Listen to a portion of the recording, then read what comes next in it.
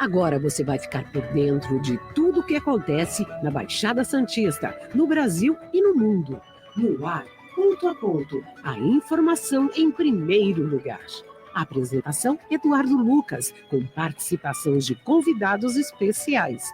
Ponto a ponto, conectado com você.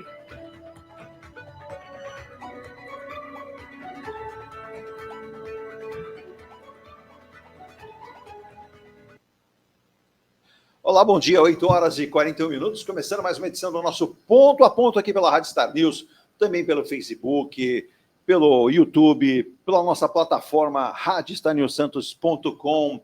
Você tem o nosso trabalho também, onde você nos ouve pelo Radiosnet e radios.com.br.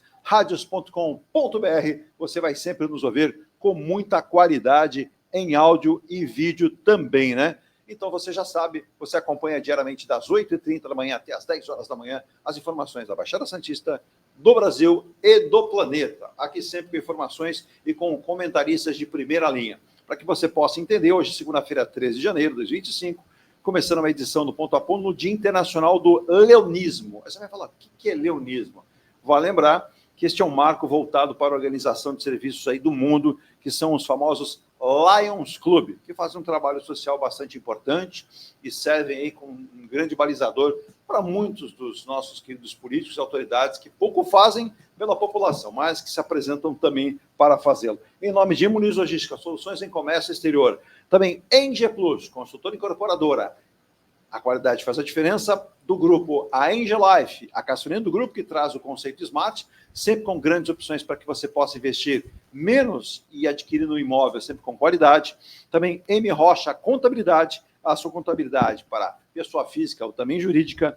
E também Ronaldo Romero, Martelinho de Ouro, o melhor martelinho de ouro do Brasil. E você encontra aqui na Baixada Santista também. E a Escola Santista de Astrologia, sempre com cursos, palestras que você pode curtir também e fazendo o seu mapa de nascimento ou o seu mapa astrológico. Bom dia, Virgínia. Bom dia. Primeiro programa ao vivo aqui, né, nesse começo de ano. Estávamos com uma programação especial, com programas inéditos, mas estamos juntos aqui ao vivo mais uma vez. Bom dia e obrigado aí já por estar conosco nessa segunda-feira, tocando a parte técnica aqui da Rádio Star News e o nosso Ponto a Ponto.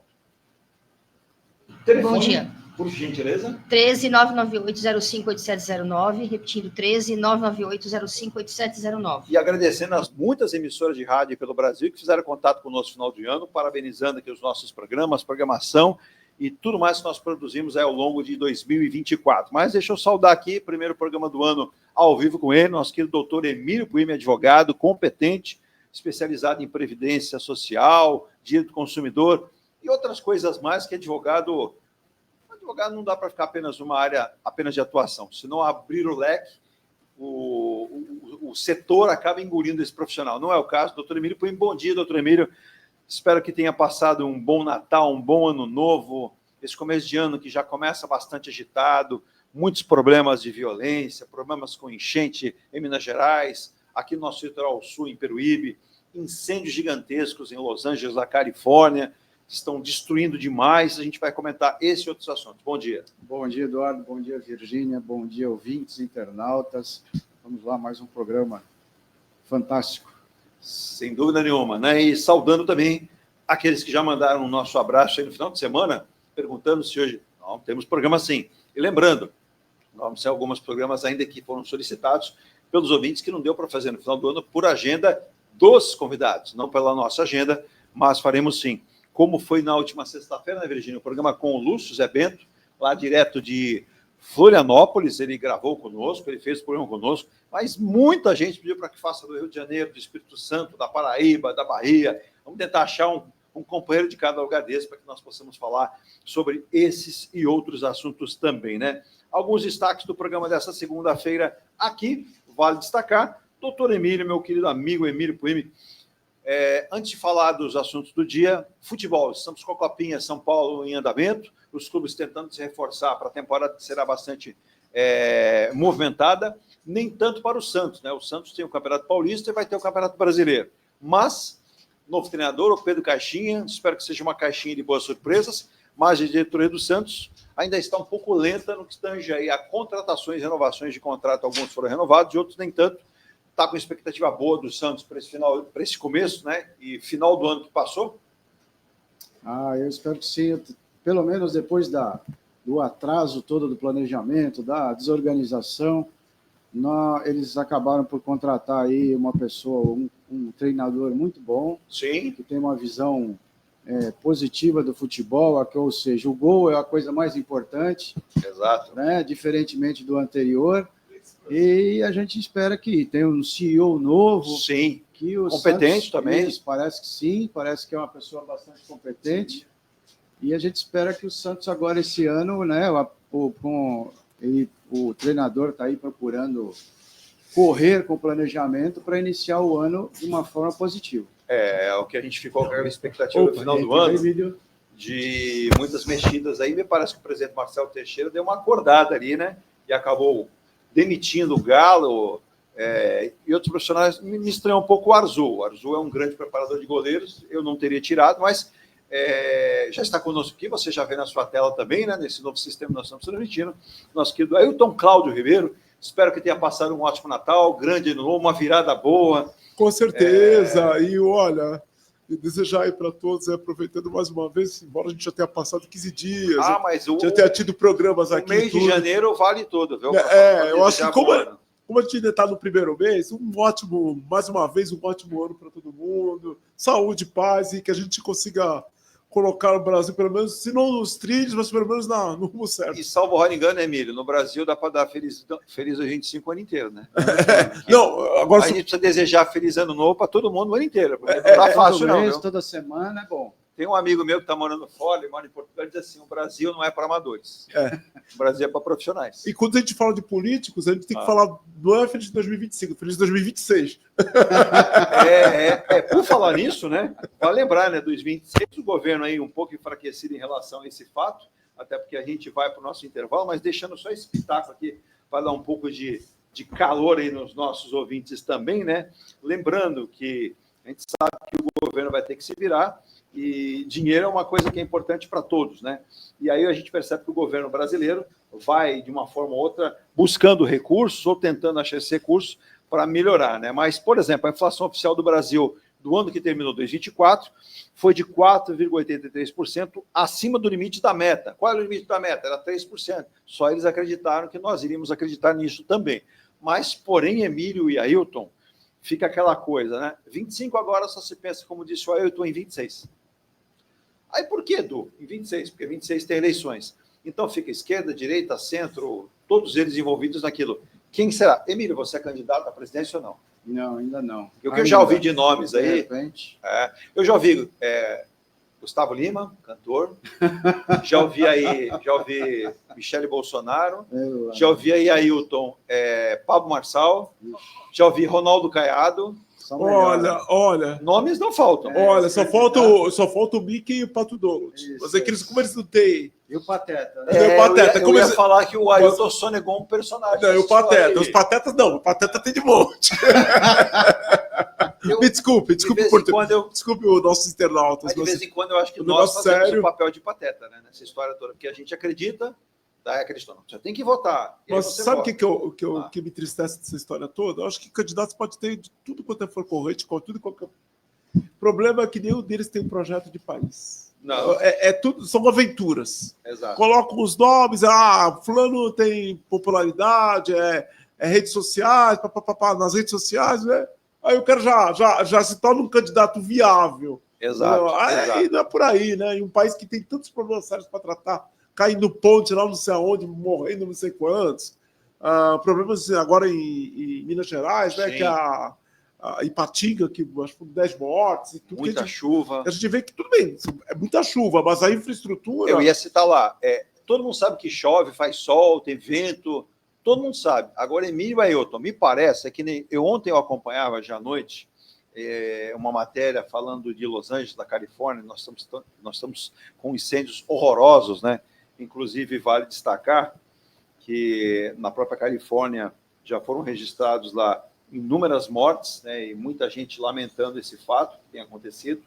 E, segundo informações das autoridades norte-americanas, a área nobre, inclusive, de Los Angeles, que é a Pacific Palisades, ela foi devastada quase que completamente pelos incêndios, e já são oficialmente confirmados 24 mortes, né, na região, e em decorrência dos incêndios florestais. E o que acontece? O vento não para, a chuva não vem, e o que me deixou estarrecido, tem locais ali que não chove há um ano. Sim. Há um ano não chove. A Califórnia é um estado tradicionalmente seco. Você vê que É o Nordeste norte-americano, então. Não digo Nordeste, é pior até porque é uma região desértica ali próxima. Sim. Então é uma região tradicionalmente seca. Tanto que tem há filmes nos Estados Unidos que tratam, acho que é Homens de Coragem. Homens de Coragem é um filme Only the Brave. Sim. Que trata justamente dessa narrativa desses pessoas de resgate que trabalham nos incêndios florestais. É um filme muito legal, um filme muito bonito. E a gente percebe que é uma coisa recorrente nos Estados Unidos. Talvez agravado, esse problema agravado pela questão das mudanças climáticas. O regime de chuva seja até pior do que o histórico, entendeu? De seca. Que lá é uma região seca mesmo. Exato. Entendeu? Então, mas agora, com as mudanças climáticas, pode ser que a coisa tenha ficado pior e também com esse embate, talvez ideológico, não, tem que prevenir, talvez muitas medidas que poderiam sanar alguns da gravidade do problema aí dos incêndios tenham sido deixadas de lado. Agora, o seu Donald Trump, que não perde a verborragia, não perde a oportunidade de sempre dar um pitaco de forma errada, muitas vezes também, ele chamou de irresponsáveis, incompetentes, aqueles que estão combatendo o incêndio. Acho que ele nunca pegou numa mangueira para apagar incêndio nenhum, né? Acho que nem para molhar a planta no jardim de uma das mansões que ele tem. A gente viu o esforço, bombeiros de várias regiões lá próxima dos Estados Unidos, o Canadá solidarizou, mandando lá, o México ontem disse que mandaria profissionais especializados nisso, mas não é fácil, até porque a região tem muita vegetação e normalmente as casas têm uma boa parte lá em alvenaria e boa parte em madeira, em drywall, então é um material de fácil combustão. Mas eu observava que o governo da Califórnia, o governo norte-americano, já quer criar um novo plano, porque a gente sabe que o americano reconstrói muito rápido, né? Mas com vários agentes para possibilitar uma segurança maior daqui para frente, né? Com barreiras contra incêndio, como uma irrigação naquela área de mata. Quer dizer, a recuperação daquela área pela natureza demora mais, mas a reconstrução é muito grande. Agora, algo que chamava atenção é a preocupação, porque ali é um público seleto, é um público que tem uma grande renda. Mas já começam os seguintes questionamentos. As seguradoras vão pagar? As seguradoras vão entrar em contato e vão deixar? Porque eu vi alguns artistas famosíssimos dizendo o seguinte, que ele já entrou em contato com a seguradora disse que algumas coisas que aconteceram não eram previstas em contrato. E aí a pessoa só vê o contrato depois que acontece. Exato. Se não lê o contrato, como vai saber agora? Vai exigir algum tipo de reparação. E aí cabe os advogados, dentro do princípio legal, tentar chegar a um ponto de descobrir o que pode, o que a pólice de seguro tem de cobertura. Se não cobrir, por exemplo, desastres naturais, que são muito comuns lá, né, já de algum tempo, não adianta, você vai brigar e não vai cobrir. Principalmente o estado como a Califórnia, que além da seca aí que nós falamos dos incêndios, é problema do terremoto. Isso. Que é uma região de muitos abalos sísmicos. Lá já tem a falha de Andrews. Sim. Um dia Exato. a Califórnia se separar. Temos até um filme aí, né? Exato. Com o Dwayne Johnson, The Rock, né? Exatamente. Um filme sobre essa falha de San Andreas. San Andreas, exatamente. E vale lembrar também, eu lia no final de semana alguns especialistas em meteorologia dizendo o seguinte, que alguns equívocos da meteorologia no mundo e no Brasil têm acontecido. Dizendo o seguinte, nós vamos ter um trabalho muito mais duro nesse ano e daqui para frente, porque falava assim, olha, terminou o espaço de trabalho da Laninha, vai começar o El Ninho, ou terminou o El Ninho. Não, eles diziam o seguinte, institutos no mundo lá fora descobriram que ambos estarão trabalhando juntos, presentes. Então você vai ter excesso de chuva, você vai ter excesso de calor, convergências iguais. É o caos. É o caos. É o caos. Perfeita. Essas mudanças climáticas, né? A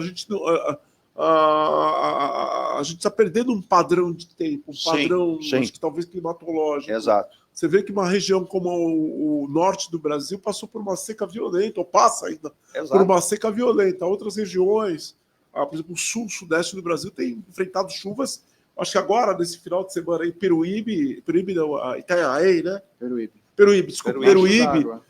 E 3 dias 300 milímetros de chuva. Quer dizer, o que era para ser um mês todo, no mês chuvoso. E aí também é o seguinte, descobre-se que a infraestrutura do município não é a melhor, não é adequada, porque ela não conseguiu absorver os impactos das chuvas e fica dependendo apenas da drenagem natural, que são o quê? Córregos, rios e o mar. Só que se você tem um excesso de chuva, como você cita, 300 milímetros, é muita coisa. Agora, vamos discutir uma questão antes do intervalo.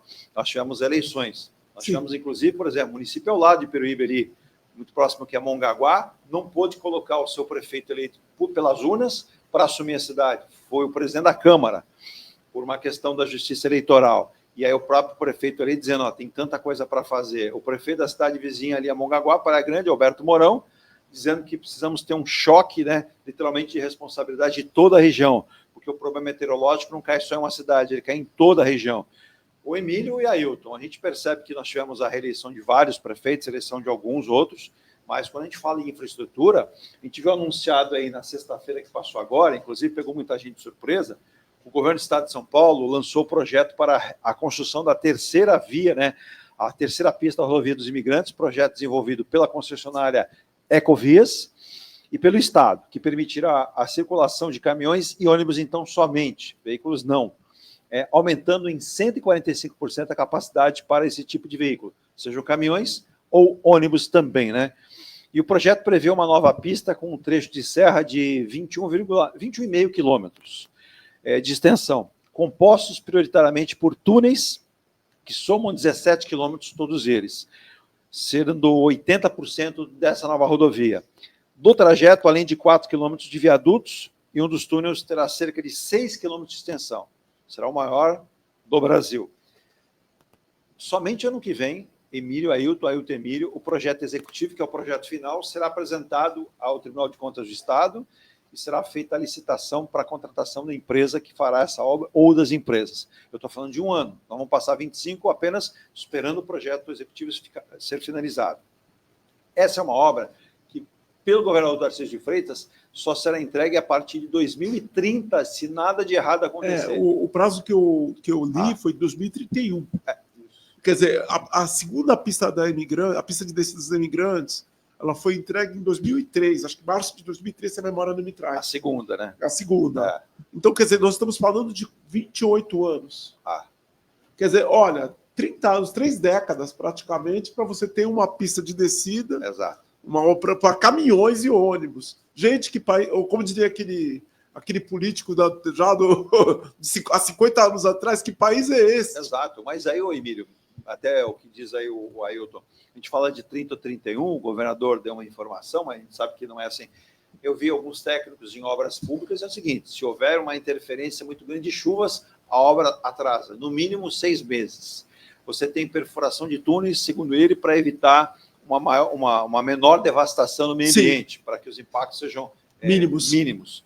Mas a gente lembra também o seguinte, essa rodovia não terá acesso prioritariamente a Santos, ele virá pelo Rodoanel e descerá ligando a Dom Domênico Rangoni, que é ao lado do Guarujá. E aí você terá as alças de acesso para um lado ou para o outro.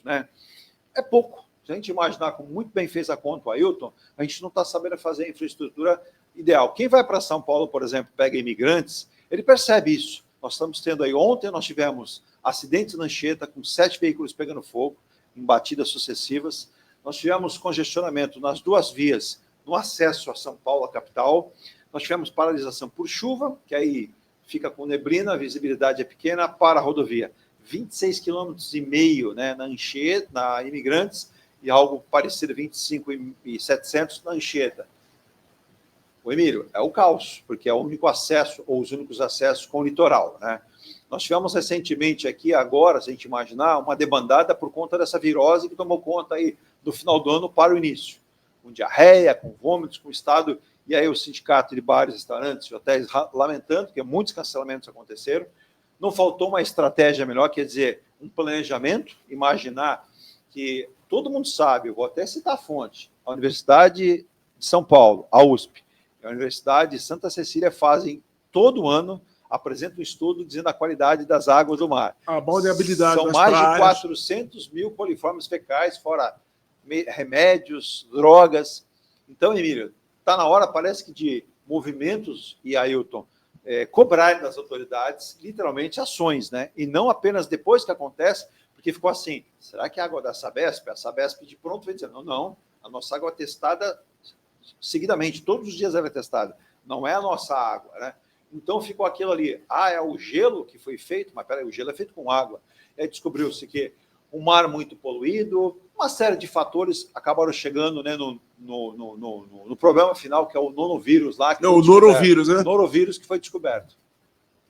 E aí fica aquilo aí. Cobramos de quem, Emílio? Pois é, cobramos, né, devemos cobrar dos nossos prefeitos, né, principalmente porque eles estão aqui, eles sabem dessa situação, de que as praias são poluídas. Sim. Não é de hoje, não é de 1, 2, 3 anos, é décadas que isso acontece. Santos, então, tem o Porto, tem a maior favela aqui atrás da gente, que despeja esgoto no canal, in natura, e ninguém se preocupa com isso. Então, e a gente percebeu que houve aí um sumiço, né, das autoridades nesse período, como você bem falou, jogaram para a Sabesp, como se o problema fosse dela, não é? Pode até ser, acho que não. Eu li um médico aí da nossa cidade, uma entrevista, se não me engano, na Tribuna, dizendo que ele já previa o norovírus, na opinião dele, é um médico, um infectologista aí muito conhecido, né? Já previa que seria esse vírus, e que isso tinha a ver com o fluxo, grande fluxo de pessoas que passam o dia na praia, o dia todo, Exato. Que lá na praia acabam fazendo suas necessidades também. Isso. Então, isso cria já um caldo, a poluição já existe, isso só incrementa essa poluição e se espalhou.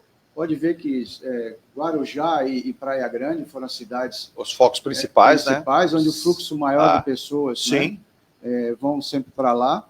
Então, junta-se com isso com a violência, que foi muito grande, principalmente em Guarujá, né? Ontem eu li uma noticiazinha, as pessoas agora levam álcool gel, voltaram a usar álcool gel.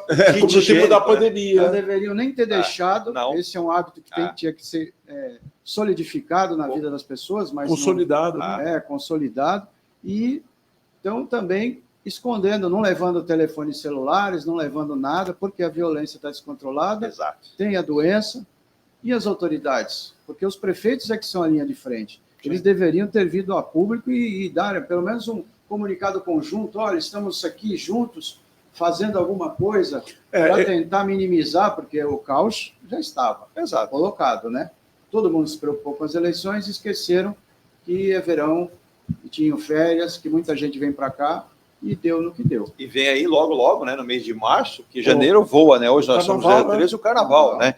Mas a gente tem observado também, não fora isso, a gente vai para o intervalo, mas só para fazer um comentário, depois também mandar um abraço para o Henrique de São José dos Campos. Ô, Henrique, eu tenho um especialista hoje aqui que pode falar de aviação, mas e o Emílio também é outro como eu aqui, apaixonado por isso, a gente inclusive segue alguns canais, né? Manda até um abraço para o Lito Souza, aquele especialista que a gente está inscrito no canal e manda mensagens.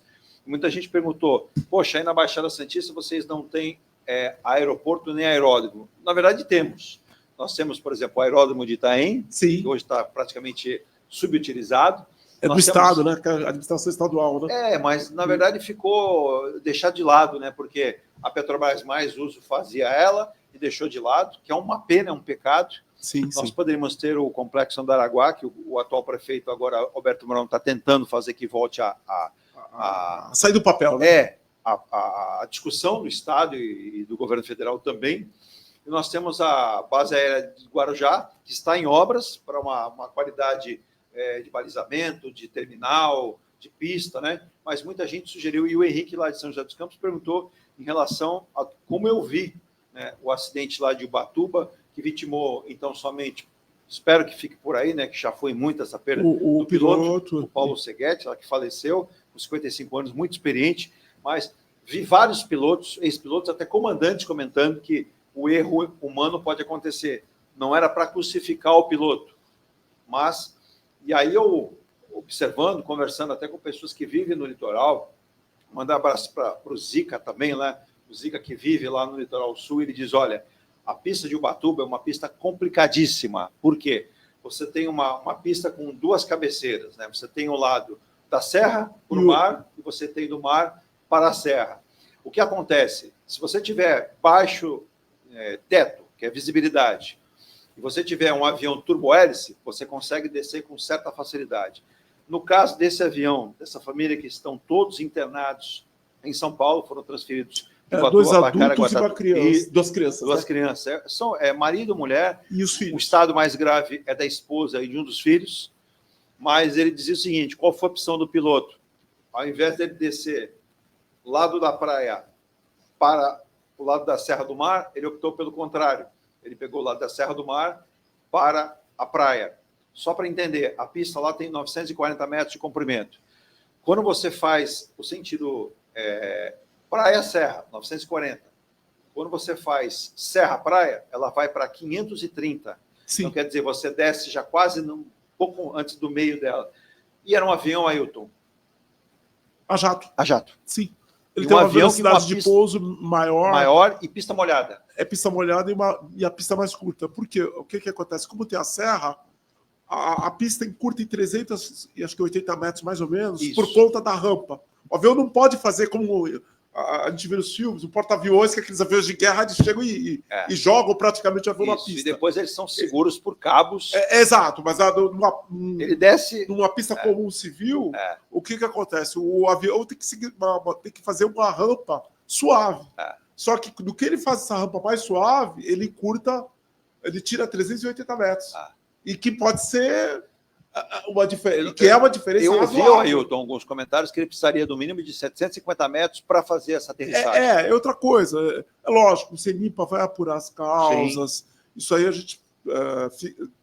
Imagem chocante do acidente. Aveita hipótese, graças a Deus também ninguém foi atingido, pelo menos que eu saiba, em terra que poderia... Duas pessoas estavam próximas a sofrer algum mas eu falo pela gravidade do acidente, poderia ter tido como chovia, a praia estava vazia. Piores, alguém passando, um carro passando, sei lá, que tinha uma pista de skate ali próximo. A gente vê carro e um caminhão se aproximando, mas graças a Deus não teve... Não chegaram até o ponto, né? Mas o avião passa, né? O milho. E Ailton, muito rápido da pista para a praia. Nesse aspecto, eu entendo que é complicado. Eu sempre falo, quando se tem uma pista, se tem que ter uma área de escape bem maior. Exato. Até pela segurança dos transeuntes, dos automóveis e tudo. Agora, precisaria ver. Eu acho que aquela pista é uma pista adequada para operar um jato, mesmo que seja um jato menor, de menor porte. Então, tem... Essas coisas... É totalmente visual, né, Ailton? É totalmente visual. Então, ali, o que acontece? Os pilotos, quando se fazem a aproximação, eles vão trocando informação sobre eu vou decolar, vou seguir, eu vou pousar. Então, eles fazem o controle deles ali, na região. Há quem diga, né, Ailton e Emílio, pela velocidade que esse avião Cessna, que a jato passou, talvez o piloto tenha tentado arremeter. Aí eu vi outros especialistas, até ex-comandante da aeronáutica, que disse não necessariamente, porque ele desce com tanta velocidade que a frenagem dele, como muito bem colocou Ailton, não pode ser imediata. Ele não para. Não. Ele vai seguindo um caminho até ele desacelerar, apesar dele ter ali equipamentos para reduzir a propulsão das turbinas, mas isso demanda de no mínimo 750 metros. E aí a gente percebe aquela fumaceira, aquela explosão quando ele bate, e ela só não foi maior porque caiu na água e a água acabou apagando aquele incêndio. E outra coisa, eu acho que o que aconteceu? Quando ele bateu, precisa ver, lógico, aparentemente ele perdeu as asas. Sim. Como os tanques também, as asas têm os tanques de combustível, exato, deu aquela explosão. Mas o que acontece? Quando explodiu, só ficou o corpo do avião, a fuselagem. As asas ficaram na batida lá atrás. Ficou lá atrás, as asas ficaram lá atrás e a fuselagem parcialmente submergiu, que foi o que matou o piloto, né? Diz que ele morreu afogado. Exato. Ele não morreu do impacto, nem da queimadura. Até tem uma testemunha, né, Virginia? A gente viu o destaque, foi um rapaz que até, inclusive, tirou uma criança pela janela e ajudou a mãe quebrando, sim, porque ela estava com aquela fumaça do incêndio. E aí, Emílio, como disse muito bem o Ailton, a gente observa isso, diz que o piloto pediu ajuda, mas eles não tinham nada para tentar quebrar o vidro. Depois eles conseguiram um pedaço de aço do próprio avião para quebrar janelas, porque o socorro foi feito naquele momento. Acho que a cabeça na água. Porque o avião virou, né? Virou. Agora, princípio da nossa conversa antes do nosso intervalo. a gente tem aí, uma empresa que organiza, né, vários aeródromos no Brasil. É tradicional no interior, você conhece bem o interior, o Ailton também, essas pequenas pistas de pouso, né, e que são de visual apenas, elas não têm balizamento por sinalização de pista, não tem torre, não tem torre, não tem instrumentos. Normalmente você acaba tendo ali só um controle para o avião chega, faz ali o controle de quem paga uma taxazinha para deixar o avião ali, mas, segundo a própria empresa que administra aquele aeródromo, não dá lucro você fazer investimentos pesados, você não tem viabilidade técnica. Não tem viabilidade técnica, porque o que acontece aqui no litoral de São Paulo, principalmente no litoral norte, a serra é muito próxima do mar. Exato. Então, rachar um terreno ou uma disposição que permita construir uma pista maior é muito difícil. Por falar nisso, né, essa pista, por exemplo, do Complexo do Araguá, o André Ursini várias vezes esteve conosco, falou: a nossa pista seria de no mínimo 2.500 metros, que é uma boa pista, né? Mas aí vem a pergunta antes do intervalo.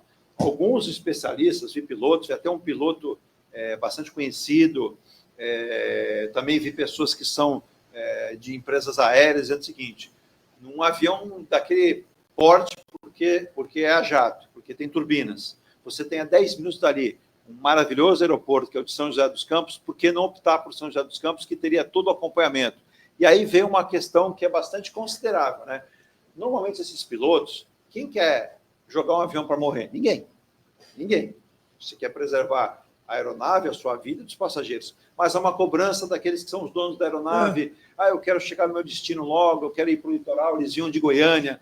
E aí fica aquilo muito. Eu vi um sindicato se manifestando que é chegada, já passou a hora e vez de se entender o seguinte: a palavra final tem que ficar com o piloto, dizendo o seguinte: olha, não há teto nesse local, nós temos um aeroporto, por exemplo, de São José dos Campos, que tem toda a qualidade, é uma pista de mais de 3.000 metros, e tem lá toda uma atividade regular para descer. E aí não ficar naquela atenção que o piloto tem de alguém cobrando ele para descer onde a pessoa quer ir. Parece que é o que aconteceu aí, né? Ao que parece, né? Que houve aí, como foi dito aqui pelo Ailton, e eu escutei também o administrador da pista lá, sim, falando que a decisão é do piloto, ele faz o planejamento de voo, ele controla, não é? Lá existe só uma pessoa responsável mesmo, mas que não autoriza ou desautoriza. Praticamente ele acende as luzes e apaga as luzes do aeroporto. Mais nada, assim, né? Até o representante da pista também lá da concessionária disse que não lembrava quando tinha sido a última vez que um jato pousou lá. Que normalmente são helicópteros. São turbohélices. Ou turbohélices. No máximo. E olhe lá. Né? Que o plano de voo dele, do piloto, previa realmente o que você falou. Ou pousava lá, né? Por decisão dele, ou São José dos Campos. Mas aí talvez tenha acontecido alguma coisa, ou até o julgamento dele ter achado que poderia pousar. Exato. Quem vai saber disso, né? Então, mais que houve aí uma situação complicada, a pista estava molhada, um jato, curta. Eu li em algum lugar, acho que saiu no Estadão, que o manual do Cessna diz que em condições de acordo com o que a pista estava, o manual pede 1.200 metros de pista. Eu ouvi isso também. Então, o peso da aeronave, como é que ela estava configurada. Porque você tem lá, né, o deslocamento da massa. Né? Exato. Então, precisa ter uma desaceleração maior. E talvez ele não tenha tido pista para isso. Até dá para ver que a velocidade que ele se desloca ali quando passa pela avenida era muito grande. Eu vi a prefeita de Ubatuba dizendo, ela falou: eu sou leiga, vou falar aqui, mas conversando com algumas pessoas, ela disse: se não seria interessante, de repente, manter apenas um sentido, que é o da praia para a serra, para a descida de aviões, porque você tem a pista terminando, tem uma rua, mas você tem mata na sequência. Se fosse daquele lado, aquele avião não cairia no mar. Ele teria nem batido no muro, ele teria cruzado uma rua e iria na mata. Mas o que acontece? Deixa ele falar, eu queria colocar uma coisa aí. O que acontece? Ali não tem torre, então os pilotos, eles trocam informações. Muito provavelmente, na aproximação, deram a direção do vento para eles. Sim. E, então, o que acontece? Os aviões decolam e pousam contra o vento. Exato. Quando o vento está na calmaria, é indiferente, né? Sim, Porque sim. digamos, o vento é a própria velocidade do Exato, avião. exato. Mas o que acontece? Pode ser que no momento a informação que ele tinha era que o vento estava soprando do mar para a terra. Aí ele foi no sentido contrário ao vento, porque... Que até ajuda a segurar no pouso. Exato. A velocidade Ela diminui. a relativa do avião em relação ao solo, ele consegue pousar com uma velocidade um tanto menor.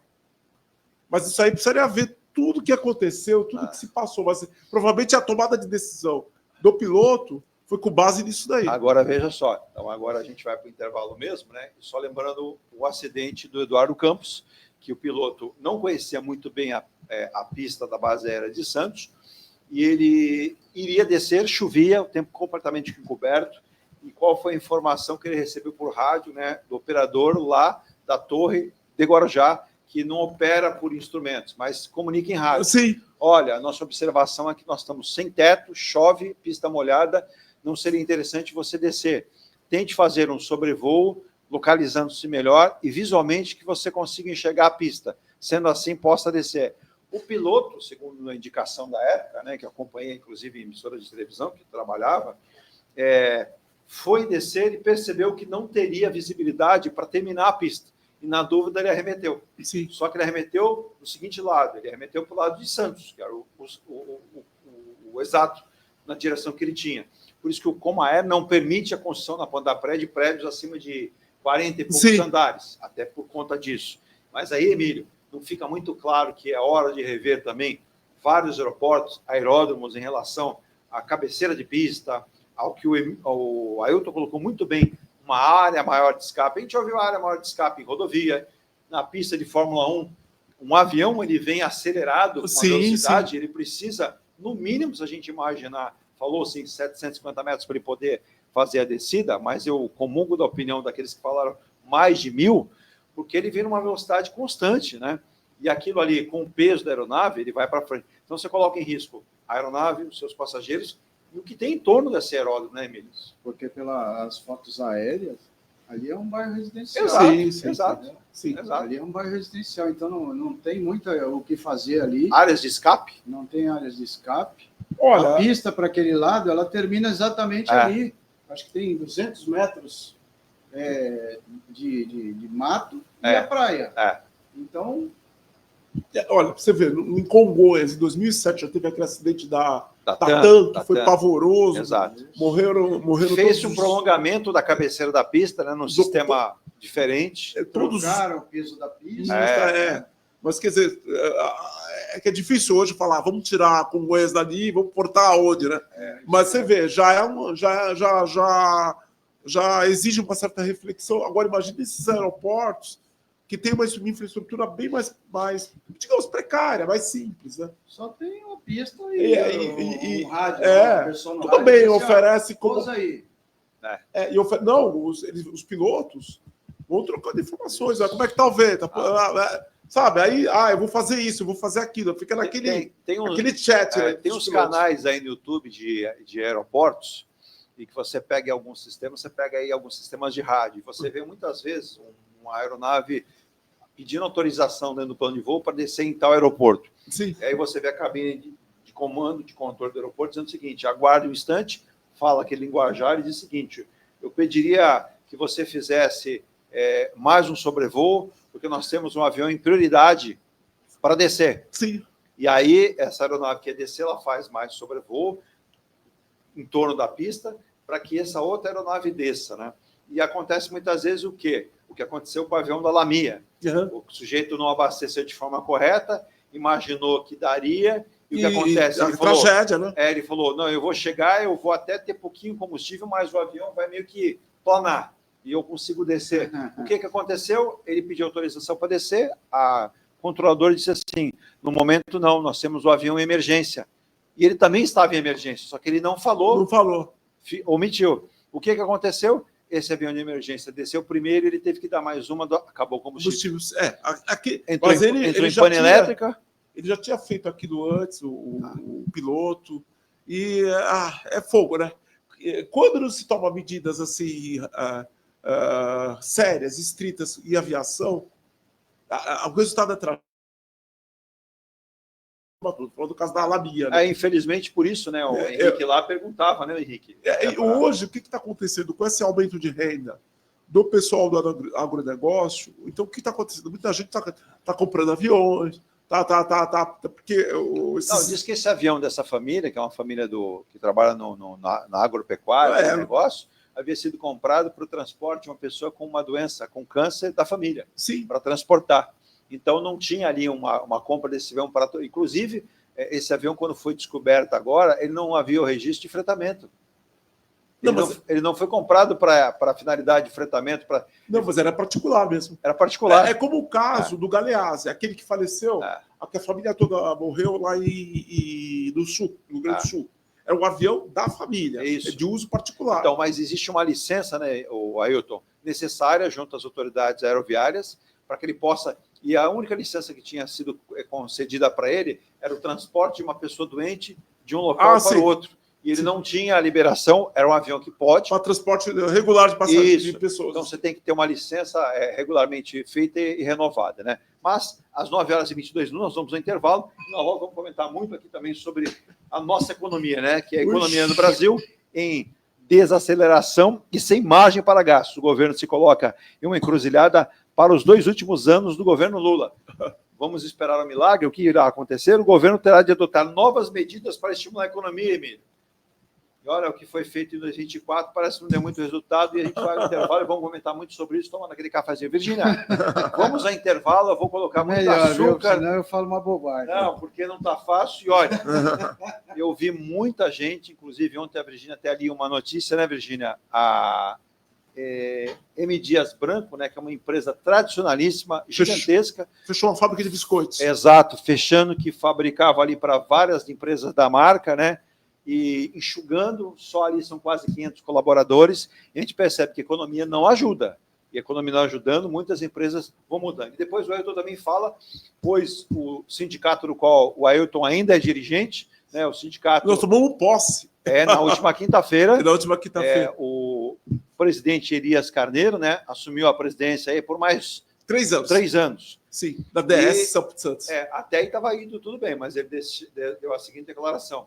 Infelizmente, como todo acordo ele tem 2 partes, né, Emílio? Acordo só funciona com 2 partes. Isso. De um lado e do outro. Um lado senão só não é acordo. Não é acordo, senão é uma cobrança. Imposição, né? E o governo não está cumprindo a parte dele. Então, teremos mais paralisações dos nossos agentes aí, fiscais da Receita, e é um trabalho muito necessário e útil para o Brasil. Rápido intervalo, 9h24, ao vivo aqui em Rádio Star News Santos. Estamos pela Rádio Star News, pelo YouTube, Facebook, as melhores plataformas. Um abraço ao Luiz lá em Coimbra, Portugal. Um abraço ao Henrique lá em São José dos Campos. Ele deu parabéns aqui. Só para deixar claro, o Henrique, quando eu citei, o Ailton, ele tem formação no ITA, não é isso? Sim, sou engenheiro aeronáutico. De formação. Eu não exerço porque eu não tenho crédito. Formou-se em engenharia aeronáutica. Sim. Engenharia aeronáutica, hein? Mas alguma coisa eu lembro, né? Já são 40 anos. Poderia ter pensado em trabalhar na NASA. Não. Eu estou bem. Olha, eu descobri que tem mais gente voando na área tributária do que... Boa. É uma boa viagem também, né? Olha, tem mais gente voando que outra coisa, viu? Rápido intervalo e voltamos já. Tem gente viajando na maionese, mas tem uns voando também.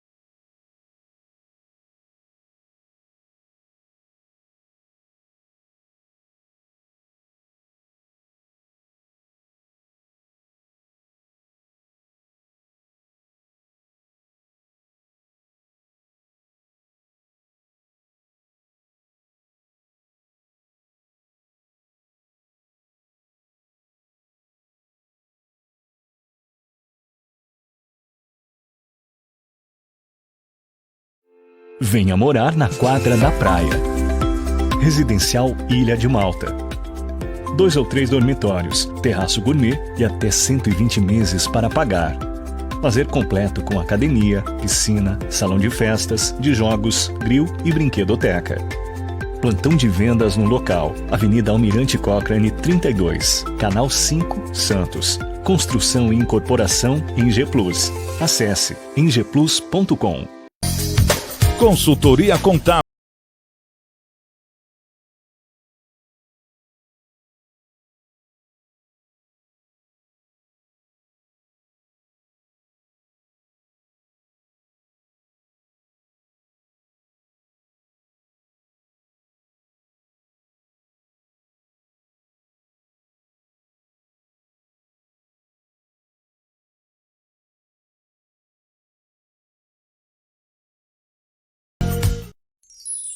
Comunicado. A Escola Santista de Astrologia está com inscrições abertas para os cursos regulares de formação em astrologia. Curso básico com turmas manhã, tarde e noite, interpretação de mapa astrológico, previsões e supervisão de mapas. A escola ainda oferece atendimento de mapas astrológicos e uma grande variedade de livros. Escola Santista de Astrologia, Rua Goitacazes, número 8. Telefone 3284-9714. Santos. Mecânica Heliomar, oficina especializada multimarcas, com garantia de segurança em todos os serviços, injeção eletrônica, elétrica e mecânica em geral. Mecânica Heliomar, essa você...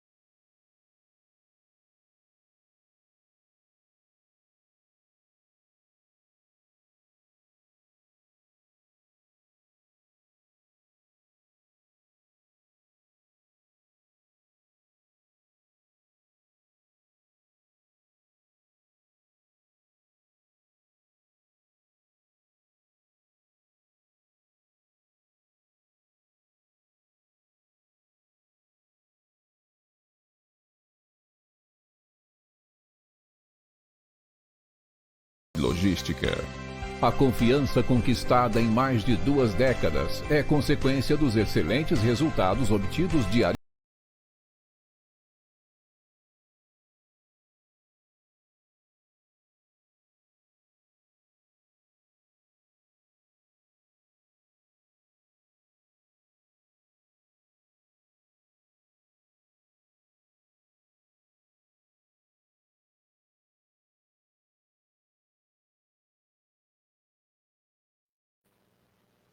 Nós já estamos de volta às 9h31. A gente estava comentando aqui durante o café, eu coloquei 3 dedos de açúcar e isso aqui de café.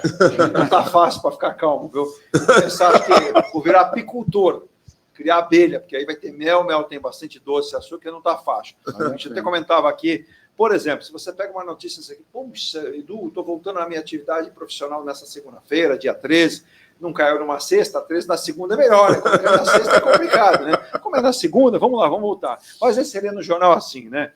Economia em desaceleração e sem margem para gastos. O governo está numa encruzilhada, porque ele tem que poupar, mas ele tem que investir. Ele tem ministérios onde precisa ter recurso. Só que ele gastou mais da conta, a gente passou 24 fazendo conta com eles e nós fizemos a nossa conta, eles fizeram a deles, né? Quando você fala em inflação que passou, né, da meta, a meta era 3%, eu citei 4,83%.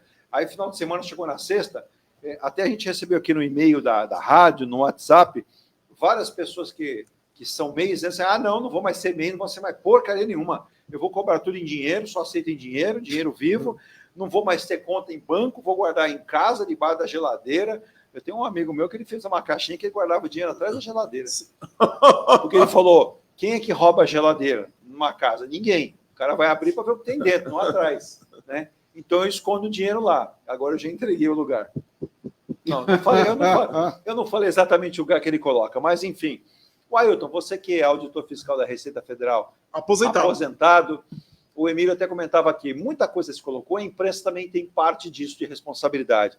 Parece que desabou tudo. Não, agora o sujeito que ganha até 5 mil, que não sei o que lá, e no Pix, pronto, não quero mais Pix, não, vou pagar mais nem Pix, vai ser no dinheiro. Vou lá no seu Manuel da padaria, seu Manuel, eu vou pagar em dinheiro, eu quero em dinheiro aqui, estou trocando moeda por nota. Como é que ficou essa situação, literalmente, que a Receita vai apurar em relação a Pix? Não, o que acontece? Em 2015, foi criada uma declaração, a Receita fez uma reestruturação das informações. Então, foi criada uma forma de declaração que as instituições financeiras são obrigadas a apresentar para a Receita, chamada e-financeira. Então, foi criada essa declaração que os bancos, e equiparados a bancos, caixa de financiamento, instituição seguradora, o que for, elas são obrigadas a prestar essa informação para a Receita. Isso aí em 2015. No meio do caminho, aí foi criado o Pix. O Pix foi criado, acho que no governo do ex-presidente do Bolsonaro, né, em 2020, 2019, alguma coisa assim. Só que essa e-financeira não tinha não chegava nesse nível de detalhamento em relação ao Pix. Correto. Então foi ajustado.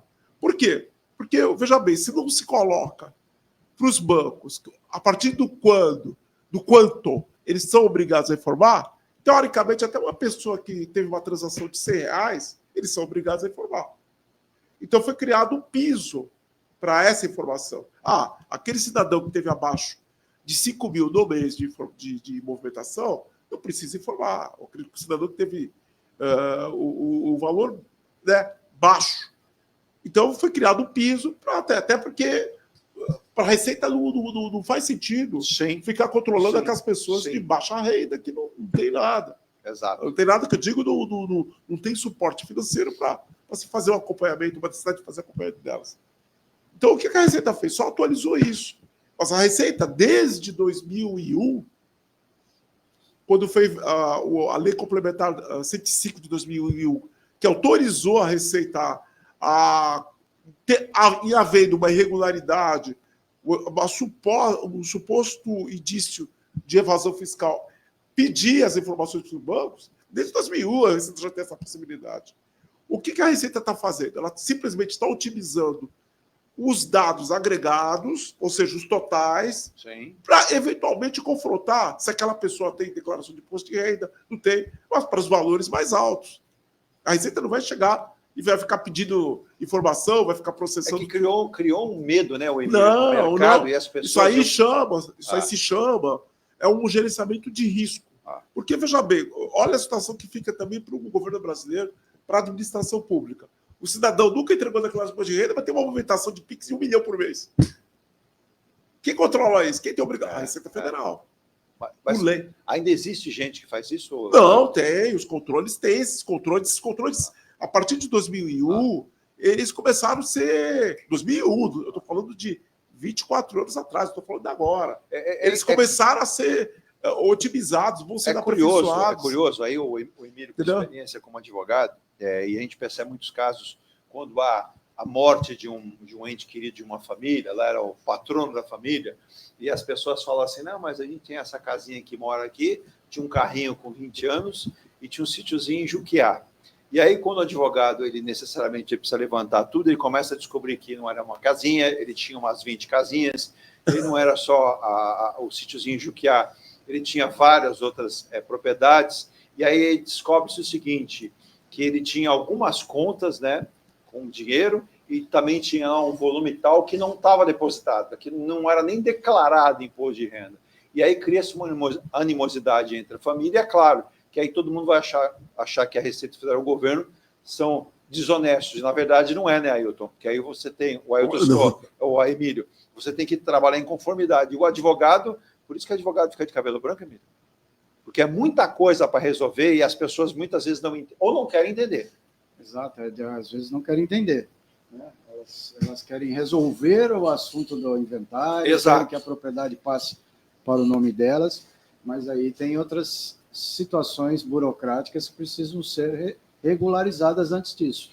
Por isso é importante, Emílio, quando a pessoa está em vida ainda, procurar um advogado, que é o caso de vocês, o Ailton também, e dizer o seguinte, o Emílio é especializado, olha, eu não posso fazer inventário ainda porque eu não morri, mas eu posso deixar aqui, de plenos poderes, lá um documento, seria lá um documento onde eu cito que eu tenho, já faço uma... Hoje é possível fazer 25%, você pode fazer o testamento. Exato. Hoje tem o planejamento, né, as holdings. Isso, as holdings familiares, que você antecipa isso. É válido isso, Emílio? Isso tem validade, sem problema nenhum, mas é preciso ser muito bem feito para depois não causar um dissabor muito grande. Né? Então, preciso procurar um especialista para que depois você acha que está driblando de alguma forma, porque o que as pessoas querem fazer? Planejamento. Exato. Especialmente da tributária. Isso. Se você fizer doação, que é uma antecipação de herança, entre aspas, não é isso, mas uma doação em vida, né, você vai automaticamente pagar um imposto que é o ITCMD. Sim. Tá? E também tem o ITBI, que é o Imposto Municipal. Tá? Você fazendo a holding, você, de alguma forma, você foge disso, né? Montando essa empresa, essa holding, né? Que é feito. Você separa por cotas ali. Você já separa isso, e tudo tem uma estruturação toda que é feita. É legal, não tem problema, mas precisa ser feito corretamente para depois não descobrir que fez tudo errado, e aí vai ter que fazer o inventário. Tem sido corrente esse tipo de situação, mal feito. Né? Não é corrente, mas acontece, e as pessoas descobrem lá para frente, que a coisa não foi eu vi alguns casos que houve equívocos, vamos colocar assim, e não foi bem feito e acabou tendo problemas. Preciso pegar uma pessoa que seja especialista para não. Aí o bom advogado ele vai ter que abraçar essa causa, explicar o que foi feito de errado e consertar esse conserto. Cada formato é de uma. A família, né? Você pegar, vamos só restringir ao caso de famílias. Então, cada família tem uma estrutura. Você pode pegar um casal que só tem um filho. Então, a coisa é tranquila.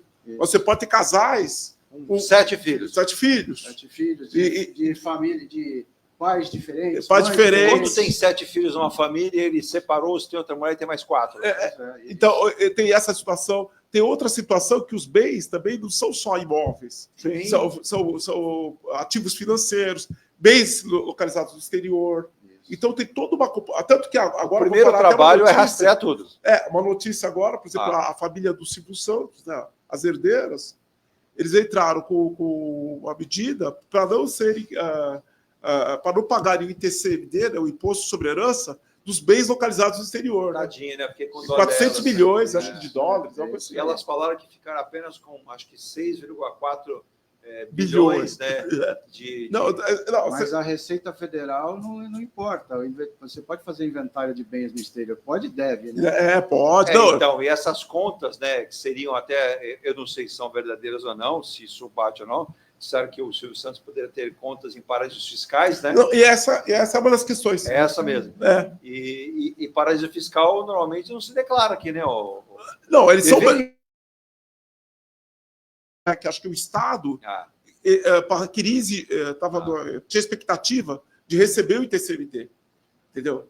Mas só que como não tem uma lei complementar disciplinando que obriga isso, então os herdeiros conseguiram exonerar de pagar o tributo aí. O que acontece? Muitas vezes a composição, voltando à questão da holding, a composição dos ativos, eu tenho um imóvel, é uma situação de tributação.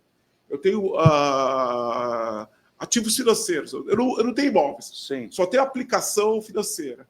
É outra situação de tributação. Então, quando se fala de holding, são 3 aspectos do direito que você tem que levar em conta. O aspecto sucessório, como é que ficarão os herdeiros? Como é que ficarão da ausência do titular ou dos titulares, no caso do casal, Sim. como é que ficarão os herdeiros? A questão, o aspecto sucessório. O aspecto societário. Eu vou montar uma holding. Essa holding vai ter qual atividade econômica? Vai ter o foco KINAI, que isso aí influencia também na Porque tributação. muitos estão montando sem atividade Eu econômica. ia perguntar, como é que faz, fraude. Emílio? Aí Aí é faz. fraude. Eu tenho essa movimentação, tenho dois, mas qual é o meu ramo de atividade? Isso aí influencia. Isso influencia porque Como charuto no Porque- quintal. isso aí vai impactar também o quê? Na parte tributária. Mas- Então, eu estou transferindo bem, mas para um pouquinho, se eu estou fazendo com integralização de capital, tem tributação? Não Sim. tem. De que tributação? Então, tem toda essa abrangência de análise que tem que ser vamos feita. lá. Se eu bem entendi na explicação do Ailton, Emílio, existem casos e casos. A hold, por exemplo, ela não é uma boa para todo mundo. Você tem que estudar caso e caso, a família como está posicionada, para que tenha essa validade. Porque quando a gente pega no caso, vamos pegar no mínimo, né? Falece uma pessoa da família, ou você tem um advogado, o primeiro passo que o advogado vai fazer é providenciar inventário que não foi feito.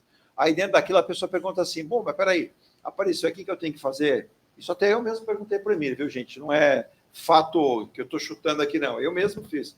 Você tem que fazer uma pesquisa de testamento, se há um testamento. Isso. É uma obrigação. O SEISEC. Eu já não sei, o Emílio conhece mais.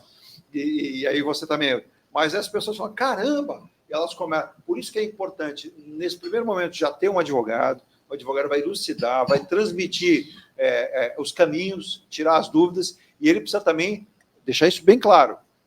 Até mandar um abraço para a dona Marina, que falou uma vez, mandou para. No ano passado, no meio do ano passado, lá para julho e agosto, que o ex-marido faleceu, e a ex-companheira também havia falecido, e eles descobriram uma série de coisas que o marido fez e que ela acabou sendo prejudicada e o advogado descobriu. Então é muito claro também a pessoa não faltar com a verdade, citar todo o ritmo da vida, mesmo que seja separado, para que o advogado possa conduzir, porque senão aparece a surpresa na frente, né, Emílio? Aparece, né? A gente faz uma série de pesquisas também, né? Para elucidar quando tem várias... O marido ou a mulher tiveram vários relacionamentos, então a gente sabe que aí acontecem proteções de patrimônio sem que a outra parte tenha conhecimento. Então, uma delas é a pesquisa de testamento, mas tem outras coisas que a gente faz também. Vamos tentar ajudar o Brasil aqui. Vamos lá, eu até mudei um pouco o tema, eu quero ir para o do governo de novo, mas isso é importante, que eu tenho dois profissionais aqui, o Emílio é especializado nisso. Você que está em casa aí, rapaz, eu separei, agora não sei nem por onde que eu começo. Tenho 3 filhos com essa esposa, agora tenho um com a atual esposa, não tem problema nenhum. Né? Como diria o Emílio, não tem problema nenhum, é só resolver. Só que vamos dar um exemplo. Um casal se separou, Emílio. Um casal se separou. Se separou há 10 anos. Tá? Ficou um filho desse relacionamento. Ficou um filho. E o marido obteve uma nova união e vai consolidar essa união agora, casando de forma oficial, como diz o caipira, no papel, preto no branco. E tem um filho também dessa união. E esse filho já é reconhecido desde o seu nascimento. Só que essa separação que aconteceu há 10 anos ficou só entre eles, não foi documentada. Não houve o divórcio, né? Antigamente falava desquite, né? Não houve o divórcio. Só que agora esse casal quer fazer o divórcio oficial. Vai ter que fazer, porque vai ter uma outra união. Não dá para ter outra união sem ter feito o divórcio. O Emílio, qual é o primeiro passo? Fazer o divórcio. Fazer o divórcio. Divorciar. Olha. Mas mesmo assim vai ter uma confusão aí do Mas patrimônio. Não, porque aí é a seguinte, durante 10 anos era meu bem. Pois é. Aí nessa hora é meus bens. Depende do regime de bens que esses dois estavam casados. Por exemplo, se for universal de bens, a ex-mulher ou explica para nós aí. Ex-marido tem direito a todo o patrimônio adquirido durante a constância da unidade. Agora, a nova... Se for parcial, que é o atual, o regime normal hoje, Sim. se você não pediu um diferente, né? Tem outros regimes, né? Agora, a parceira nova já está com mais de 5 anos vivendo junto. Ela também não tem direito? Também tem Tem direito. uma prova Porque união é união estável. Então, aí, mesmo não estando Aí eu estou dando risada. separado de por isso que o Ailton não separa, não apronta. A atual, a companheira, né? Ela também Olha, tem direito ao patrimônio. Isso, e aí tem um pimpolho desse relacionamento também. Esse é herdeiro, não importa. Olha, Já está garantido. Posso falar uma coisa? Você me fez uma pergunta do bloco anterior sobre engenharia. Você viu? Não, eu reparei. Não, você viu até a engenharia. Todo advogado também é um engenheiro, por outro. Não, olha, pior ainda, porque isso aqui você vê que não tem rota. A rota não é predefinida. Não. Ele vai levantando a rota ao longo do voo. E olha, o que aparece, desculpe o português, de urubu no meio do caminho, e deve ser comum, né, Ailton? Você, como consultor também tributário, e o Emílio, eu imagino a pessoa sentada à mesa ali, toma mais um café, aí a pessoa começa a discorrer aquilo ali, aí ele coça a cabeça e fala assim, ai, doutor Emílio, eu esqueci de comentar esse fato aqui, com o senhor aqui, tem isso aqui. Aí começa a colocar mais coisas na mesa. É a mesma coisa que o Ailton está fazendo uma consultoria, o sujeito ficou 3 horas falando com o Ailton, depois falou, ih, rapaz, eu esqueci de falar, porque tem essa empresa aqui que eu tinha aqui, tem sociedade, tem esse recurso que eu... Então, o Emílio, tem que se fazer... o primeiro contato é natural, mas há uma sequência para se estabelecer o pontapé inicial e seguir um rito. Tem um rito para isso. Perguntas que a gente tem pronto, né? Dá para dar uma... Que a gente vai tentando tirar dá para dar uma amostra de umas 4, 5... Tem alguma coisinha que esquece. A primeira pergunta que você faz... Ou é uma situação inusitada também, né? Isso, e tem situações inusitadas. Às vezes o cara teve 3, 4... Ele tem uma mulher, um divórcio não feito, ele tem uma companheira, outra companheira, em vários estados, filhos diversos. Filhos havidos fora do casamento. Isso. Então, às vezes, essas mães procuram o direito dos filhos, os direitos dos filhos, após o falecimento do pai. E aí descobrem... Aí já rolou inventário, já rolou tudo, tinha direito... Aí daqui a pouco aparece a mãe querendo exigindo parcela da herança do filho. Exato. Representando e consegue mesmo. Aparece e consegue isso, como disse o... Sim, dentro do processo, e depois tem o período ainda de prescricional, né? De decadência, de rediscutir esse inventário. Então, é assim, fundamentalmente, viu, Virgínia? A pessoa contrata o advogado e um psicólogo. Ele vai precisar dos dois. Faz parte da profissão. Faz parte da... Mas uma coisa que é importante frisar, voltando ao aspecto da hold, é o seguinte: a pessoa não existe essa história de blindagem patrimonial. Isso é mentira. Isso é mentira. Bem lembrado. Isso não existe. Olha, eu vou fazer uma hold e vou pular, vou botar meu calção de banho, vou para a praia, porque eu estou com a vida resolvida. Não é verdade. Posso fazer o rolo que dá. Então, existe uma coisa que existe a desconsideração da personalidade jurídica. Ou seja, pegar da pessoa jurídica os bens, os sócios, por exemplo. Sim. A pessoa tem uma empresa, a empresa aprontou, ou então tem ações trabalhistas, tudo. Em uma certa circunstância se faz a desconsideração. E no lugar de só se pegar os bens da empresa, se vai também dos sócios. E há situações em que se faz a chamada desconsideração reversa. Sim. Olha, é o seguinte, meu amigo, você não tem mais nada, mas eu vou atrás daqueles teus bens lá. Que tem uma confusão patrimonial, entendeu? Eu não vou entrar nesse detalhe. Sem problema. Entendeu? É que as pessoas pensam que fez a holding, já tem aquela holding, já passei os bens para os filhos, já resolvi. Não, peraí. Tem muitos coleguinhas que vendem, especialmente Instagram, TikTok, que tem, vamos fazer uma holding e fazer a blindagem patrimonial. Pronto, não entra nessa. Olha aí, ó.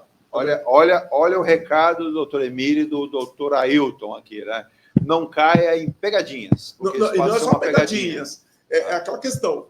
A pessoa fez isso, mas ela também tem que ter um regime depois de conformidade jurídica, bonitinho, das leis, do cumprimento das... Porque, dependendo do que ele fizer, volta lá atrás, fulano, olha, você entrou com uma dívida aqui devendo do banco, eu vou correr atrás daqueles bens lá que você, em tese, passou para os seus filhos, lá, arroz, sei lá. Então, tem que isso depende de tempo. Então, porque eles fazem reverso, não é uma coisa, eu fiz a holding agora, e a dívida veio... Não, você fez a dívida por conta da holding, porque você achou que estava coberta. Aí eles vão lá e... A gente chama de fraude de execução, dependendo do momento, ou fraude, né? Contra credores. Contra credores. Isso é previsto no Código Civil, Código de Processo Civil. Então você anula tudo. Você desconsidera, como ele falou, a personalidade jurídica e vai na pessoa física. Perfeito. E aí essa blindagem patrimonial, ela cai assim, que nem um castelinho de carta. Olha, então, ao invés de você cair nessas mensagenzinhas aí que saem nas redes sociais, procure, por por exemplo, o doutor Emílio aqui, né? O Ailton não atua nessa área, ele é na consultoria tributária. Na parte tributária. Então, consultoria... Mas tem tudo a ver com a área dele. Não, tem tudo a ver, eu faço até. Mas a gente Sim. sempre tem que... Eu atuo com outros profissionais que têm mais conhecimento dessa área societária. Vou dar uma dica aqui, ó, dá para contratar os dois aqui. Eu vou colocar o Emílio no grupo do Ailton e o Ailton no grupo do Emílio, para que você tenha uma segurança jurídica nisso, é importante nisso. Profissionais sérios que vão, às vezes também você conquistou ali na tua vida com muito esforço, né? Tem o empenho, tem a dedicação, e de repente você cai na mão de alguém que não é assim tão... qual é o termo correto? Isso virou assim uma moda. Exato. A holding. Uma moda, a holding. Então tem muitos colegas vendendo cursos, isso, aquilo, outro. E, na verdade, não é bem por aí. Vendendo kits, né? E as pessoas isso. E as pessoas também escutam falar e acham que isso vou vai fazer proteger. isso aí, é legal. Eu quero. E Barato, não é assim. Não tem blindagem nenhuma. Na verdade, como é que nós vamos falar? Praticamente... Pertinho do microfone, Ailton. Pertinho do microfone, senão o pessoal não te ouve. Perdão, desculpa. Opa, que eu fiz... É que o Ailton se separou do microfone. Você parou do microfone. Eu não estou falando em off, desculpa. Então, na verdade, o que acontece? As pessoas acham que tem uma solução mágica, e não é. Não tem. Isso aí é praticamente uma cirurgia. Tem que ser uma recomendação que se faz para aqueles casos indicados, e tem que ser seguido à risca aquilo que está lá previsto, aquilo que está lá, digamos assim, delineado. Entendi. Se foge daquele roteiro, a pessoa está colocando em risco tudo que foi planejado, e tem que ter, a partir do momento que a pessoa constitui a holding, um fim que não seja exclusivamente tributário. Economizar. A pessoa nunca pode colocar no objeto social de uma empresa, meu objetivo é economizar tributos. Não é.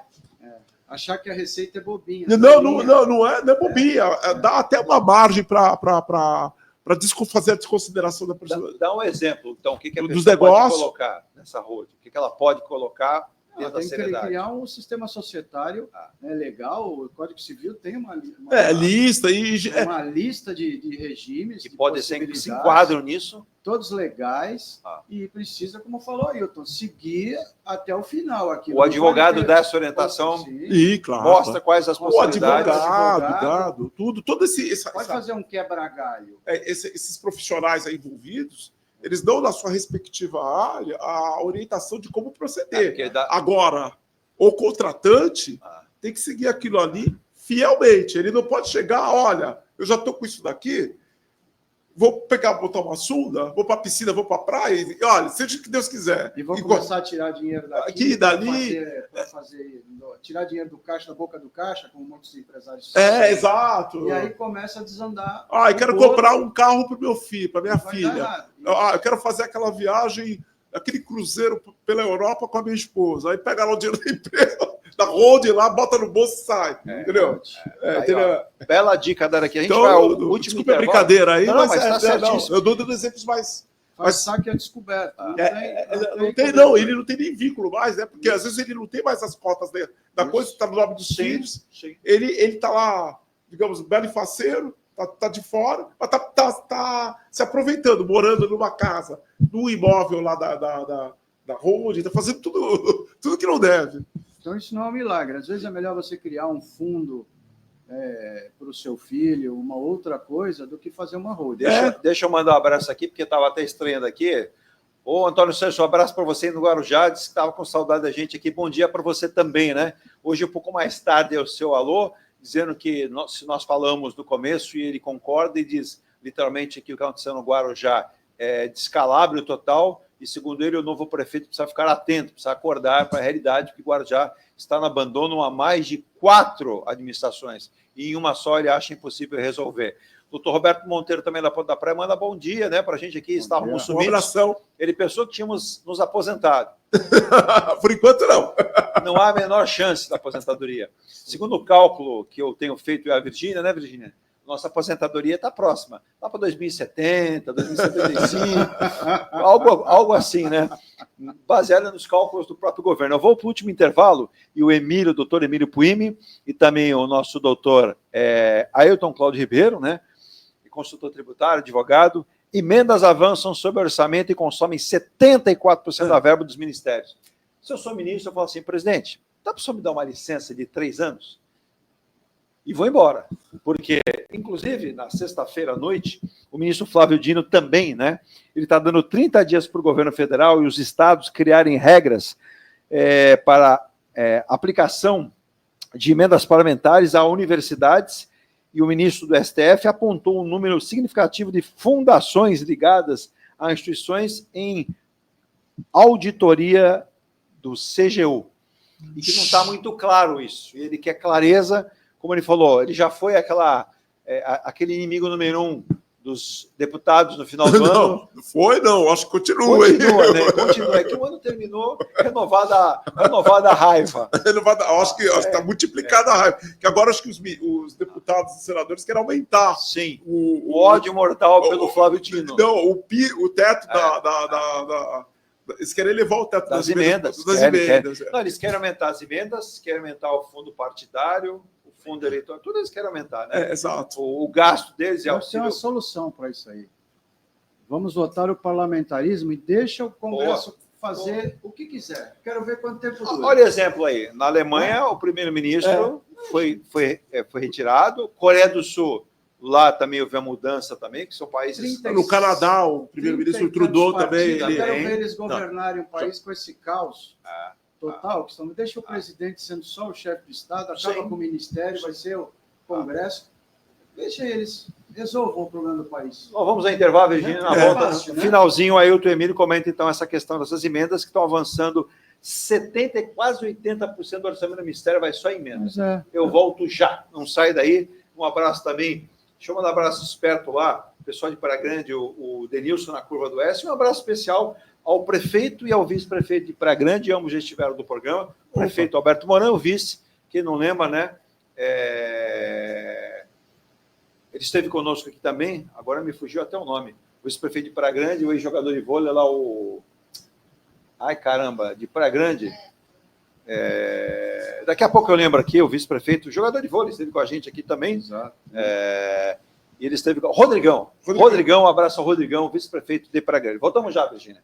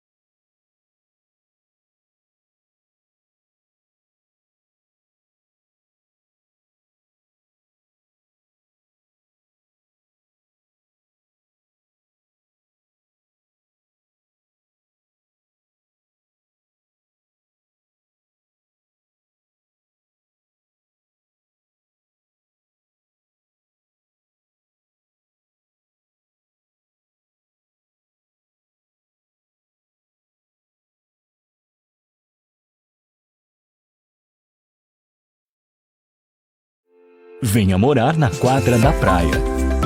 Residencial Ilha de Malta.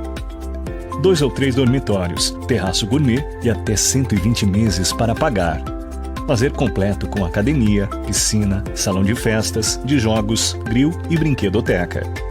Plantão de vendas no local. Avenida Almirante Cochrane 32, Canal 5, Santos. Construção e incorporação Eng Plus. Acesse engplus.com.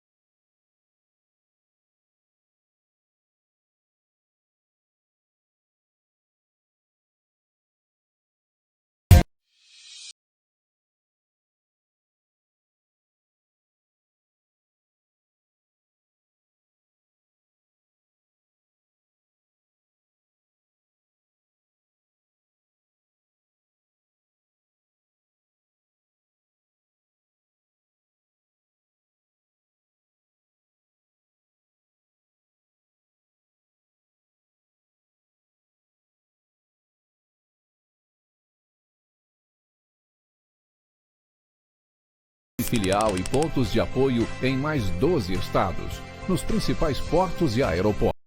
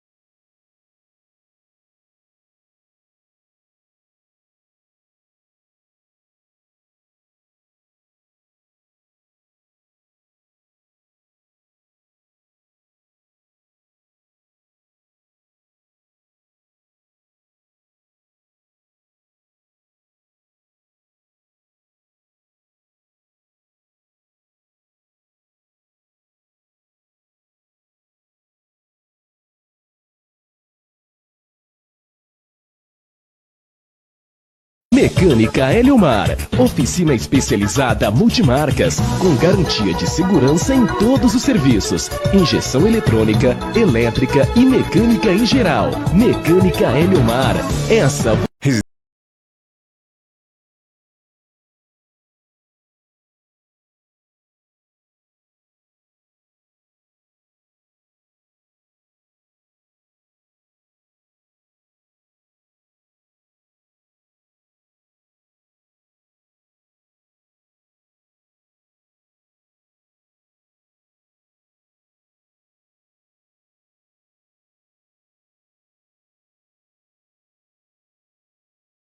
Da sua empresa. Comunicado. A Escola Santista de Astrologia está com inscrições abertas para os cursos regulares de formação em astrologia. Curso básico com turmas manhã, tarde e noite, interpretação de mapa astrológico, previsões e supervisão de mapas. A escola ainda oferece atendimento de mapas astrológicos e uma grande variedade de livros. Escola Santista de Astrologia, Rua Goitacazes, número 8. Telefone 3284-9714. Santos.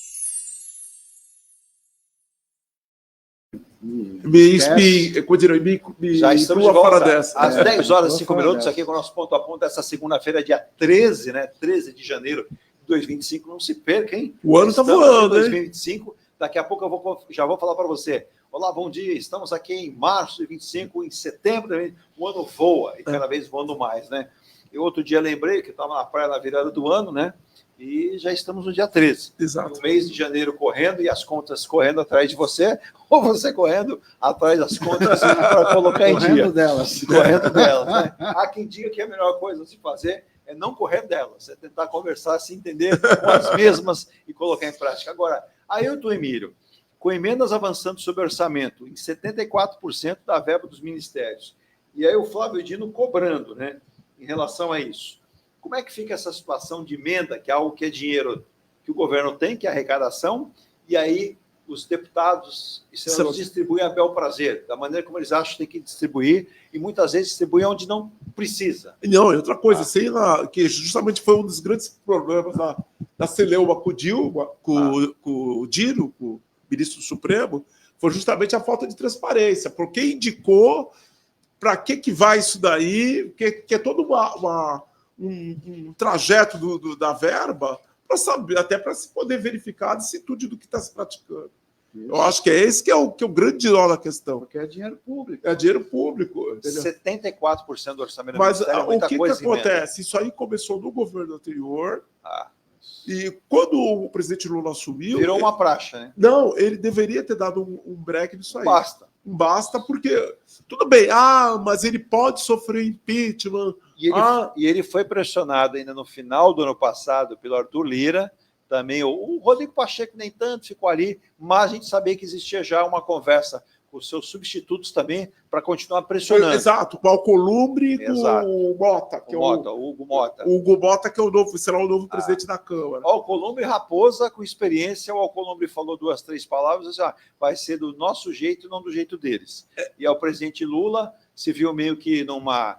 É a famosa viela, né? Só tem entrada, não tem saída. Exatamente. Ele tem que voltar pela entrada. Ele não tem como... Ele passou pela roleta, ele não tem como voltar. Não tem como voltar. Agora, como é que fica? Fica um governo descoordenado, porque uma boa parte do orçamento é controlada, digamos, é indicada pelo Legislativo, e ele precisa fazer cortes, não tem como, e quem vai assumir todo o ônus disso aí é o governo dele. E aí, Emílio, a população se vê com salário mínimo ainda bem abaixo do que o próprio presidente Lula disse no seu primeiro exercício, você deve lembrar, estamos agora com salário de R$ 1.518.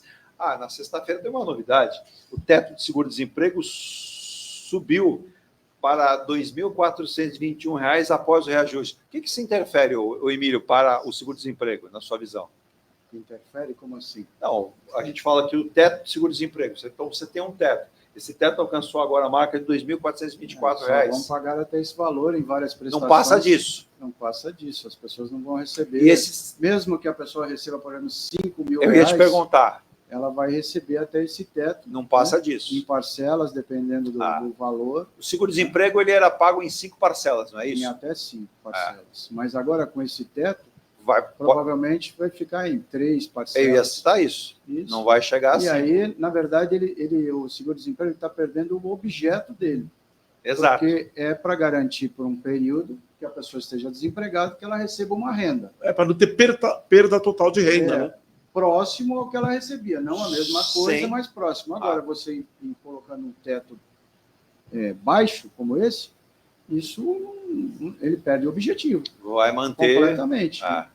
Por isso que antes você pagava assim várias, até 5 prestações, porque era um valor significativo. Sim. Que dava para que a pessoa tivesse uma renda mínima. Claro. Agora, isso está perdendo o sentido. Completamente. Infelizmente, a gente vê por essa forma. Bom, felizmente a gente chegou ao final do nosso programa aqui, tinha mais assuntos aqui. Mas passa voa. Só passando aqui para a dona Palmira, ela perguntou se eu já tinha lido a notícia, eu li e comentei, né, Virgínia? Ela disse aqui, é verdade, Eduardo, carnes, café e açúcar devem pressionar e já estão pressionando a inflação já em 2025? Sim, depende do ponto de vista, né, Ailton Emílio, como o governo faz essa diretriz. A gente observa, por exemplo, o café é um assunto complicado, né? Nós tivemos uma produção de café até boa do ano 2024, porém agora passa a ser impactado com as intempéries. Sim. Ou é seca demais, ou é chuva demais. A carne é a mesma coisa, porque houve seca nas regiões produtoras, também. no Cerrado e tudo. Mas, ao mesmo tempo, os produtores de café reclamam que nós tivemos o impacto, por exemplo, Porto de Santos, nós tivemos muita demora para escoar a produção que estava no porto. Eu acho que, não sei se foi o Muniz ou um dos nossos convidados aqui do programa, que fez, por favor, até pediria se algum deles puder depois me corrigir, que Santos tem um problema, o café tem um problema específico dos containers. Foi o Muniz mesmo. Foi o Muniz, que eles são exportados em containers de 20 pés, Isso. Só que nós estamos com uma escassez de disponibilidade, né, de oferta desses containers. Exato. Então, tem a produção, mas na hora de escoar, de enviar isso para o exterior, não se tem digamos assim, os meios adequados para fazer essa exportação. E basta a gente observar, antes de terminar o programa, tradicionalmente você vê containers naquela cor, uma cor vermelho telha, né? Aí você vê alguns verdes, você vê os brancos, que são os refrigerados, os reefers, mas agora você vai começar a ver alguns outros containers de outras cores, por exemplo, um creme. O que são isso? São empresas chinesas, são outras empresas que entraram no segmento, justamente pelo que o Elton lembrou. É a falta do produto, a falta do container. Exato, e essas são players grandes, hein? Muito grande, né? E a gente pode contar no mundo, no máximo, 5 grandes armadores, Sim. que, na verdade, norteiam tudo isso. E nós aqui no Brasil, e o Porto de Santos, né, quando a gente fala de interferência agora do governo junto ao porto de Itajaí, lembrando que Santa Catarina tem 5 portos, gente. Só que Itajaí, que tem uma notabilidade muito grande, passa a ser comandado a partir de agora pela Autoridade Portuária de Santos, né? Mas você tem portos no Paraná, você tem porto em vários lugares do Brasil, então a gente precisa entender essa demanda e também essa escassez. Agora, são os gargalos portuários que a gente encontra no país que fazem o quê? Aumente a estadia, aumente a despesa e demore mais. Consequentemente, também atrapalha e gera um custo maior.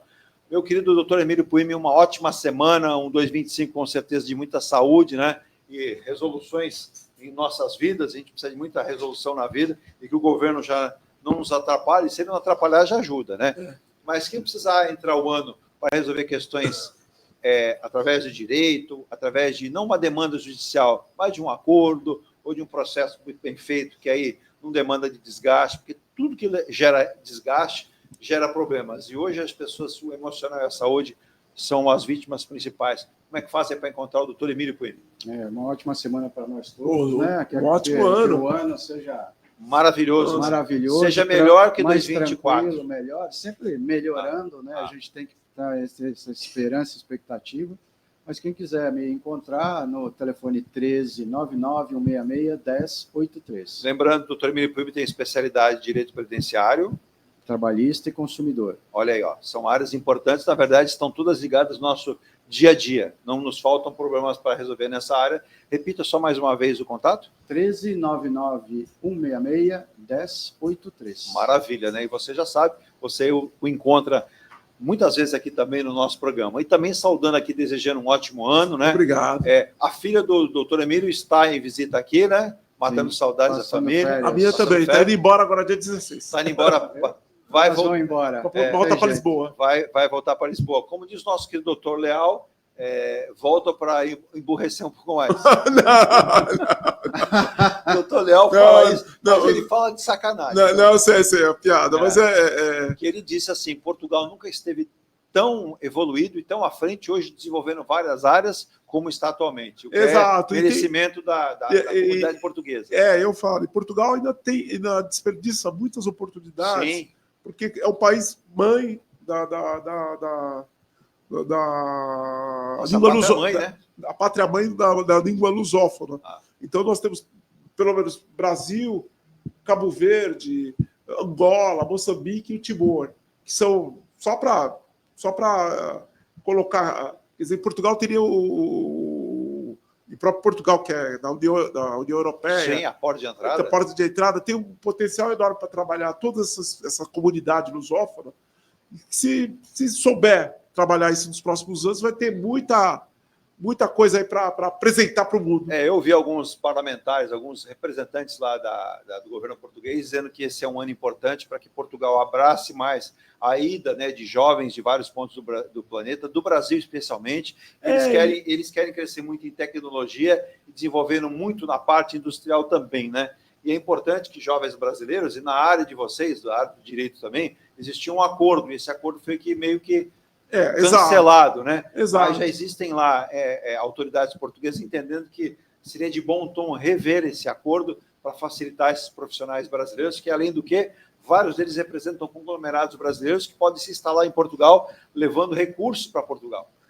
E nós também não damos as costas para os outros países também de língua portuguesa. Exato. Porque, na verdade, essa integração, se nós formos observar, é fundamental. Nós temos, por exemplo, Angola, Moçambique, são países riquíssimos de potencial. Sim. Só que eles são carentes de infraestrutura. Exato.